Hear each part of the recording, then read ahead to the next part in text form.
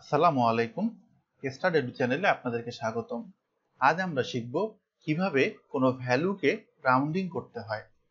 অর্থাৎ আমরা দেখছি কিছু নাম্বার আছে 10.66664। আমরা চাচ্ছি যে এই সংখ্যাগুলোর দশমিকের পরে শুধুমাত্র দুইটি সংখ্যা থাকবে অথবা একটি সংখ্যা থাকবে। আমরা সেটা কিভাবে করতে পারি তাই দেখব। এই জন্য যে কমান্ড ইউজ করতে হবে ইকুয়াল দিয়ে রাউন্ড। দেখুন রাউন্ড চলে এসেছে, ট্যাব দিলাম, ট্যাব দিয়ে রাউন্ড। আমরা যে দেখুন এখানে কিছু লজিক দেখিয়ে দিয়েছে নাম্বার, অর্থাৎ এই নাম্বারটাকে দেখতে চাই।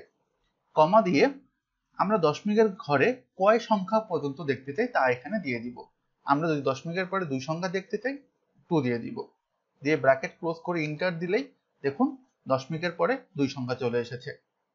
দিয়ে আমরা যদি এটাকে ড্র্যাগ ডাউন করি দেখুন প্রতিটা সংখ্যারই দশমিকের পরে দুই ঘর চলে এসেছে। আমরা যদি চাই যে না আমরা দশমিকের পরে কিছু চাই না, আমরা পূর্ণ সংখ্যা চাই, সেজন্য দশমিকের পরে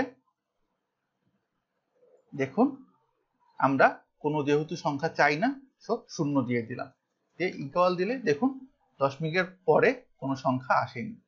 আমরা যদি ড্র্যাগ করে দিই দেখুন 5 1 3 17। এভাবেই আমরা আমাদের প্রয়োজন মতো সংখ্যাকে রাউন্ডিং করে নিতে পারি। ধন্যবাদ সবাই।